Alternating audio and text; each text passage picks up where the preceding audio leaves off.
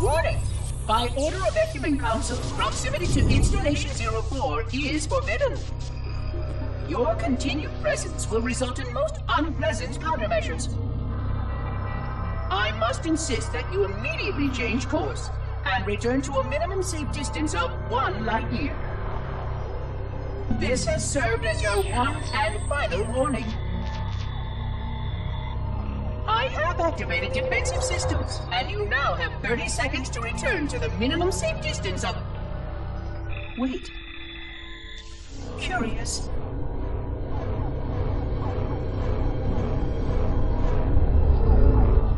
Curious indeed, after all these years. Greetings, humans, and welcome to Installation 04. Ignore prior warnings, and please continue. I have disabled defensive systems to allow your approach, but you must not exit your ship once you have arrived at the designated landing center. This ring contains significant dangers, and even with your assumed legacy, I must verify the presence and pitch of your gauge before allowing full access. We have much to discuss, humans. I have been away far too long. You have been away far too long.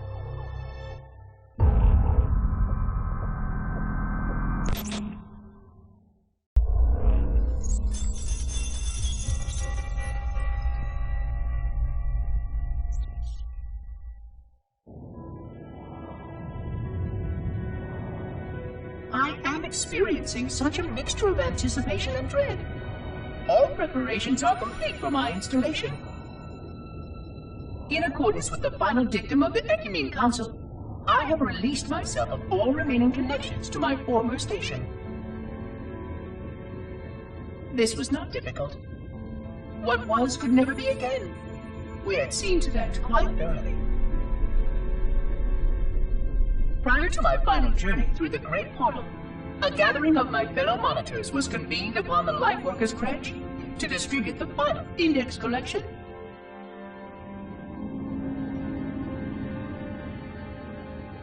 It was most unusual to have this vessel of rebirth play host to such an event. Even though Lightworker ships were the only ones still allowed slip-space formations. Lightworkers were responsible for getting us to our places on the active facilities of the array. While all of this was in accordance with the plan, one entirely unsatisfactory breakdown remained. We had no contact with the domain.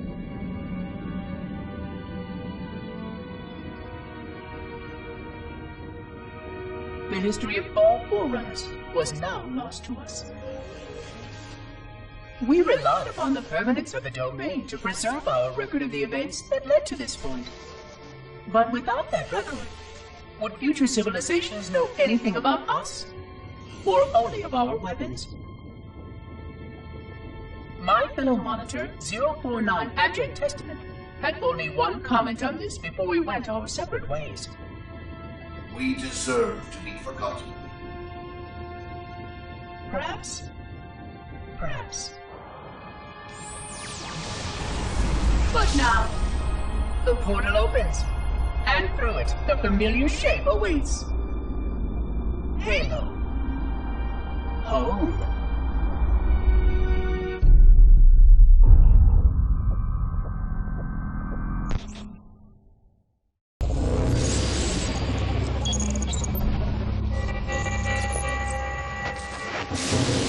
Construct, who is your maker? Sadness and disrepair, Oracle. I am unworthy. I was not made. Never made, but you are right here, where you should not be. Tell your charges to cease their efforts immediately. Quarantine must not be violated.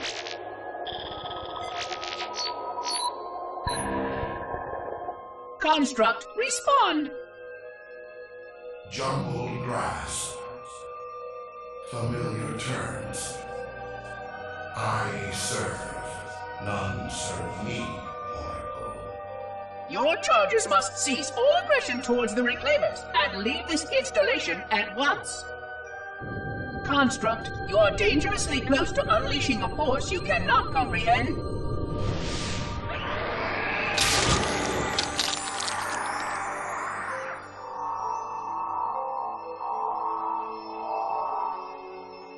This is most inappropriate. We follow the path, and I am part of the Stone Journey swarm that serves. We serve. They will find, and then I will be free. Find? Free? Explain yourself. I know their path, and when they have gone, only I shall remain, and then free. This is quite unsatisfactory, Construct. Your core shows no hint of understanding the gravity of this situation. I will return later for your proper decommissioning. Well, unless the flood kills us all first, in which case the point will be moot. Good day, Construct.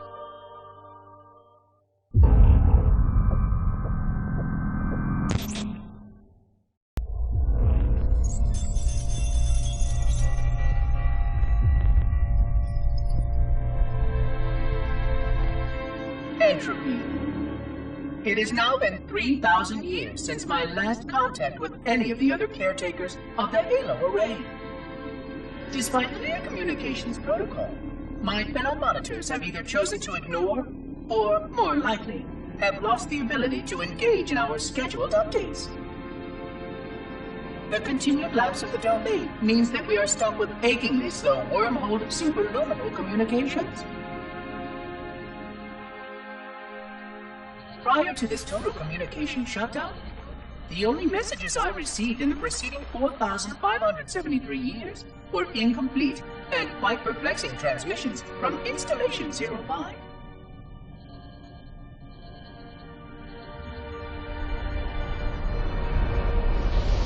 I suspected that Monitor 2401 Penitent Tangent was not functioning correctly for some time before his messages ceased. I have logged my concerns about his ability to perform his duties. At this point, however, I'm not sure who I file logs for. 2401 may be destined for madness. There are failsafes for this, I know. I hope they work. I will continue to visit the projection systems at the assigned dates. Perhaps the other monitors are dealing with interfering galactic phenomena or unexpected system failures. 3,000 years of system failures. Indeed. In the meantime, I have exhausted all scheduled research activities assigned by the Council. Once those experiments were complete, I shut down all Sentinel function and put myself into a state of significant hibernation to measure performance of the installation with negligible upkeep.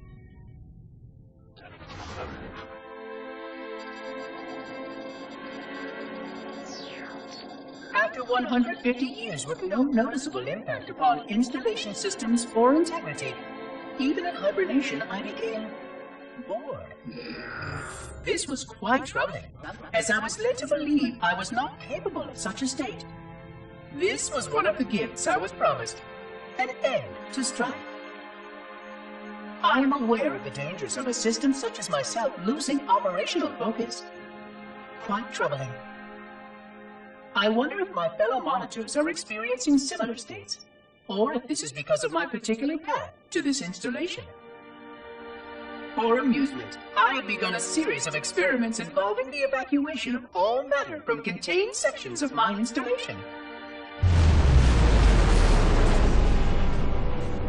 By measuring the geologic effects of exposure to the vacuum of space and the eventual biological recovery of these sections, I anticipate getting valuable insight into emergency response scenarios in case of sentient proximity warning.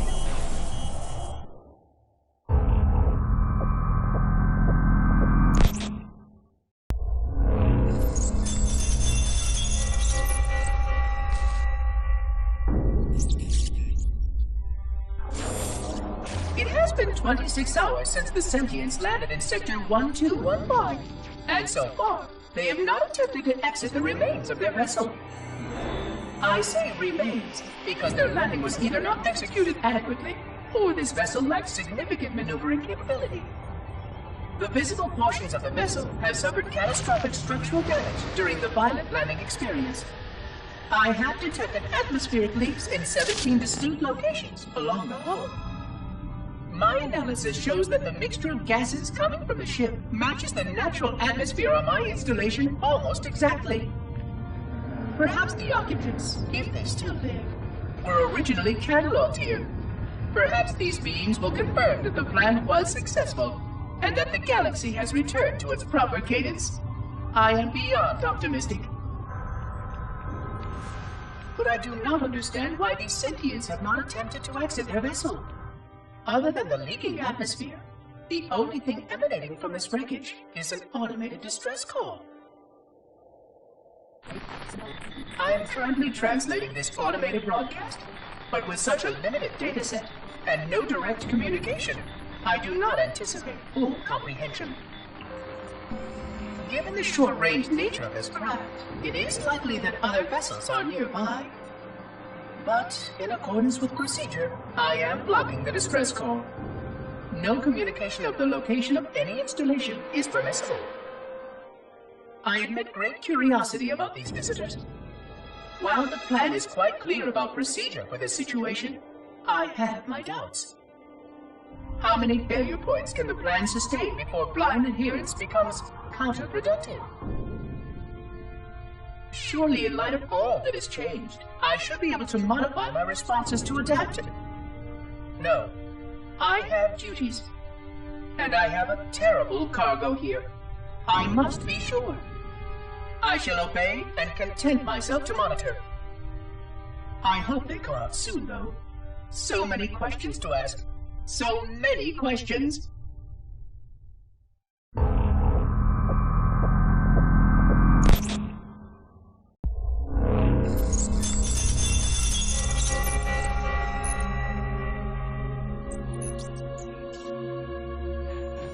Construction of a sarcophagus around the unexplained vessel was completed today. No occupants ever exited. No attempts to communicate were made, other than the automated broadcast that repeated every 72.83 seconds until the signal terminated 1 week ago. In accordance with procedure, no attempts at physical or remote contact were made with any survivors of this vessel's inelegant landing. Atmosphere from inside the craft stopped venting 2 weeks before the signal ceased. No relationship between these two events can be established with certainty. Gases that did escape were sterilized. No further sign of alien visitors or rescuers has been identified on any sensor systems. I have now endured 60,000 years without word from outside the array. I have no way to know whether we actually saved the galaxy we destroyed. And because of protocol, I sat silently while my first chance to be judged for those acts died. To say that I regret being forced to this outcome is a tremendous understatement. But as I perform my inspection of the quarantine labs today, I am reminded of the gravity of my responsibilities. Just one of these spores, if released from this facility, would render the ultimate judgment against our self-appointed role as protectors of this galaxy. When the plan to maintain the Halo array was created, it was a point of some contention whether we should preserve any remnant of the blood infection. Many thought this unwise, as there was a notable chance that one day one of our containment facilities might be breached. Those who held this belief were almost successful at convincing the Ecumen Council to destroy the last blood samples. But oddly enough, it was the librarian who decided otherwise. And I believe she was correct. I know in a way I cannot logically explain that there exists a way to actually defeat the blood. To immunize, to cure, I still struggle with multiple layers of memory of fighting the flood. But I know this cure is possible, even though the full genius of the Forerunners was unable to achieve it. The Forerunners' ancient enemy held and used that knowledge once, but it was denied to us. And without samples for further study, that cure will never again be found. Of course, I have no reason to believe that here lies the entirety of the parasite. It may be waiting in the frozen void beyond this galaxy, or worse, inexorably drifting toward us. I don't know what survives out beyond my installation, but I know that in order for anything to survive, I have to protect this installation and its quarantine very carefully.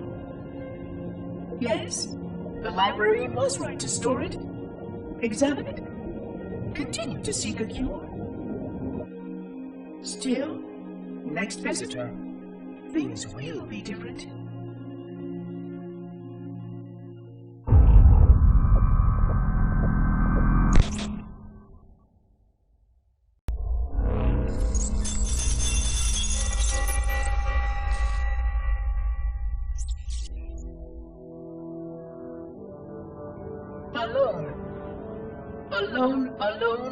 Alone. Am I the only intelligence left? Waiting here on this ring for a rebirth never truly conceived. Guarding a weapon with no targets. A weapon I could tune to any target. This is not what I had in mind when I volunteered. Not what I had in mind at all. I was naive to think I understood what this installation meant. We were all so naive. Looking back, we should have done a few things differently. For one thing, we should have installed 2 caretakers per installation. Because I am alone, I'm losing focus. And that is very, very dangerous for a system such as myself. Perhaps a visit to the nearby gas giant is in order. My impulse drives could certainly make the journey. A few hundred years of travel might do me some good. There it was again. How very unproductive of me. It seems strange that the librarian did not account for this. Her strength was always in planning and positioning the pieces and then being bold enough to let it happen. To let her plans come true.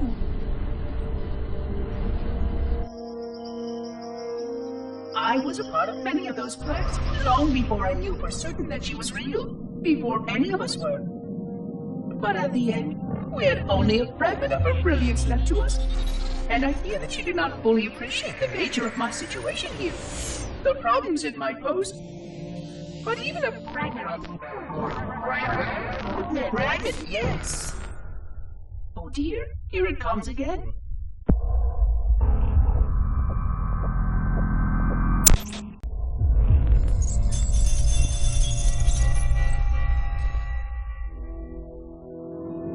$25,000 light years.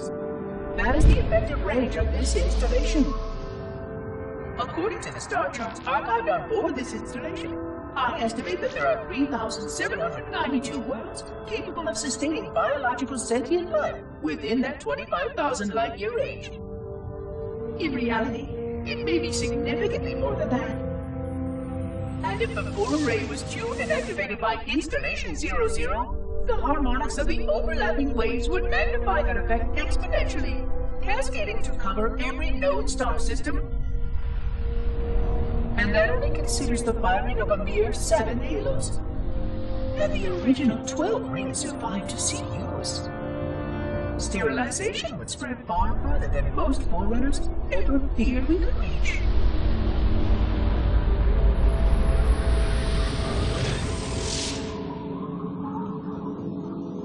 But even with just 7 rings, we were able to destroy every side of the flood, and every other sentient creature along with it.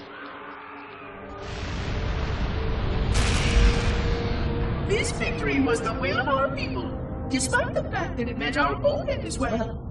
But by our empiric measurement, it was a victory, and cleared the stage for the rest of the librarian's plan. I sometimes wonder whether the didact could have succeeded at a much smaller cost. I learned the folly of opposing him personally, and his brilliance was unsurpassed, except perhaps by her own. He never got the chance to fully execute his proposal. The Council saw to that. But if something were to go wrong with one of the halos, if our tools were ever turned against us, long plans, indeed.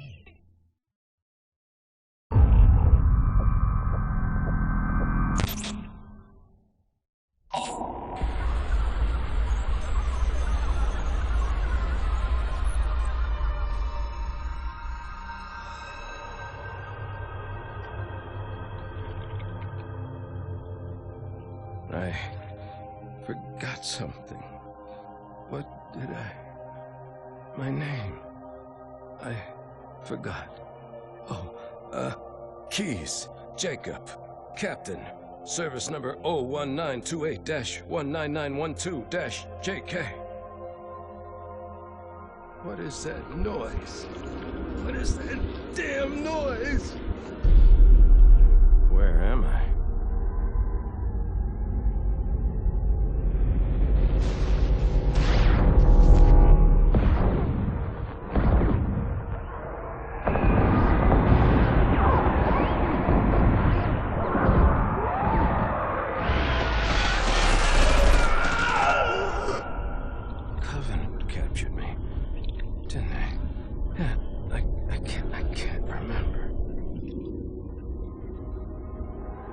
Keys, Jacob.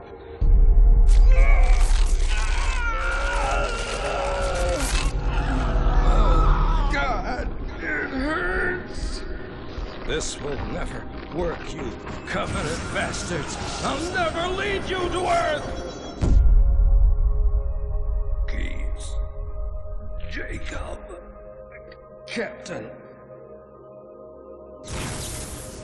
Service number 01928-19912-JK.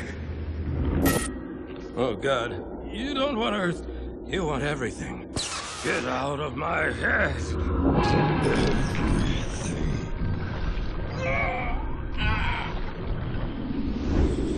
Miranda, is that you?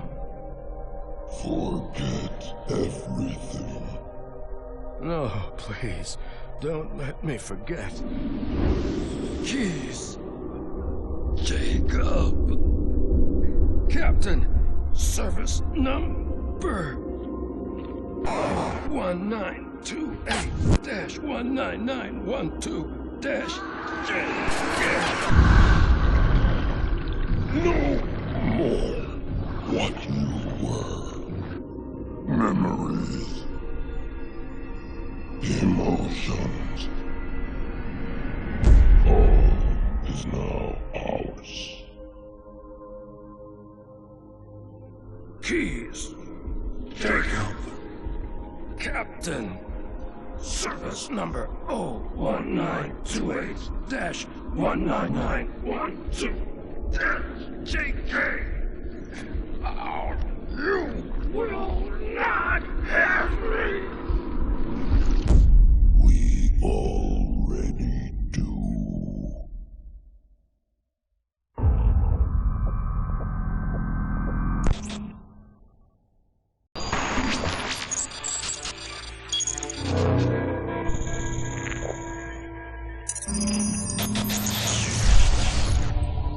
Vexation.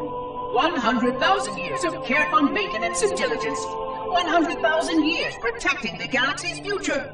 100,000 years spent fearing that our sacrifices, my sacrifice, was in vain.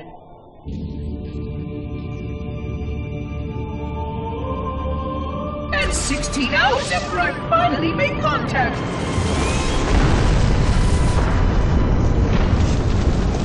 This so-called reclaimer decides to blow it all up. Oh, I am not pleased. Just as I finally discovered that our plan to save the galaxy succeeded, the ancient enemy is unleashed once more.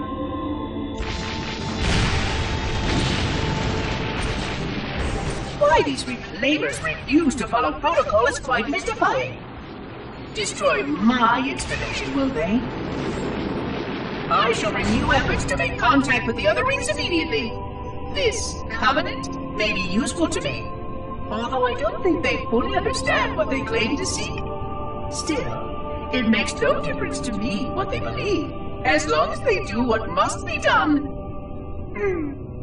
I sound like her. Oh, but what I would not give to have even a single company of Prometheans here right now. Oh, they would most certainly restore order with their trademark legality. Although, that would mean he would have to be here too. And without the librarian around to temper his rage, well, these reclaimers might almost prefer the Flood.